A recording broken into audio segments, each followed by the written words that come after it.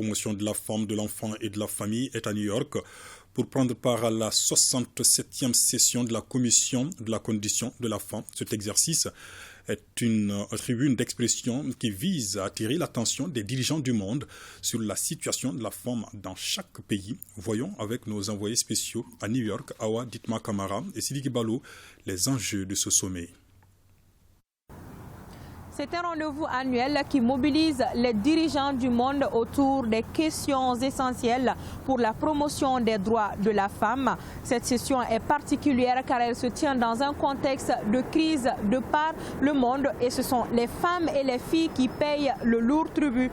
C'est pourquoi à la tribune des Nations Unies, Wadidje Founé Coulibaly aura les mots appropriés pour interpeller les décideurs sur la situation des droits de la femme pour favoriser leur autonomisation. L'accès au financement, plus de représentativité des femmes dans les instances décisionnelles, bref, autant de questions que le gouvernement malien tente de répondre à travers des efforts dans l'application de la loi 052. L'exercice de New York met un accent particulier sur l'égalité des chances.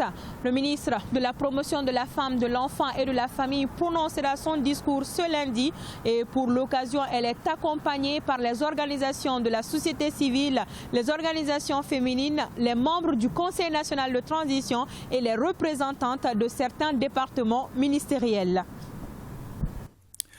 Elles étaient nombreuses hier au stade Omnisport Modibo Keïta pour afficher leur soutien aux autorités de la transition. Il s'agit des femmes battantes du marché de Médina Koura et des dames des différents marchés de la capitale malienne. Une mobilisation présidée par le ministre des Transports et des Infrastructures, Bemba Sibi. Les femmes des marchés de Bamako soutiennent les actions du président de la transition, le colonel Assimi Goïta. Elles ont tenu à le montrer à la faveur des festivités de la Journée internationale des droits de la femme. Ces femmes battantes, synonymes de courage qui animent nos marchés et font tourner l'économie locale, estiment que la transition, à travers le président, est sur la bonne voie, la voie du changement d'où leur soutien. On a décidé de soutenir la transition car ils sont sur la bonne voie.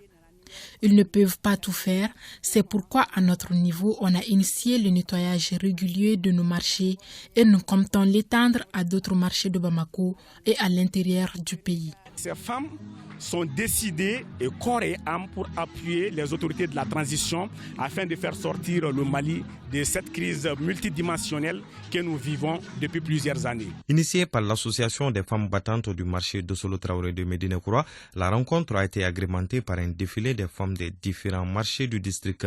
La cérémonie a été présidée par le ministre en charge des Transports et des Infrastructures qui salue l'engagement de ces femmes. Ça, c'est un signal très fort.